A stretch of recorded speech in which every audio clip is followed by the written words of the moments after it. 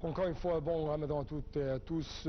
Et chers téléspectateurs, actuellement, j'ai en ligne de Native International M. Ahmed El Nassef pour parler un peu plus de ces actualités qui ont émaillé la scène égyptienne et la scène arabe.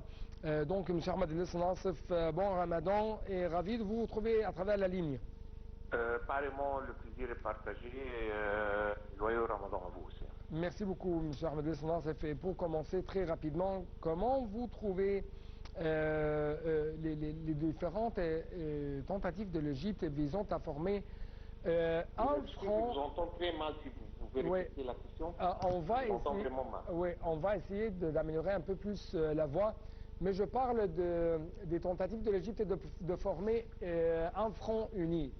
Que ce soit au niveau arabe, au niveau européen, au niveau africain. Cette fois-ci, on trouve qu'il y avait une rencontre très importante entre Monsieur le Président Abdel Fattah el-Sisi et la commissaire européenne à la Méditerranée. Donc, on parle actuellement de renforcer quand même le rôle euro-méditerranéen pour consolider l'Égypte et sa proposition, pour consolider quand même les Palestiniens face à l'occupation israélienne et ses alliés. Comment vous avez commenté et marqué cette scène?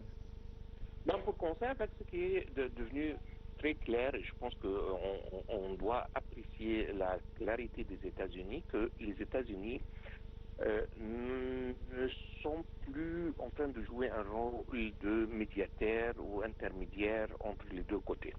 Les États-Unis ont pris une décision très claire, très ferme, ils ont pris la côté d'Israël. Ce qui est bien sûr leur décision et on le respecte. Donc, dans ce contexte, on ne peut pas avoir un pays qui joue les deux rôles en même temps. Les États-Unis ne peuvent pas être juges et adversaires en même temps. Aujourd'hui, ils ont très clairement déclaré qu'ils sont du côté d'Israël. Et là, l'Égypte a besoin de soutien international et normalement, ça ne peut pas venir des États-Unis parce que les États-Unis sont dans ce contexte, dans ce problème.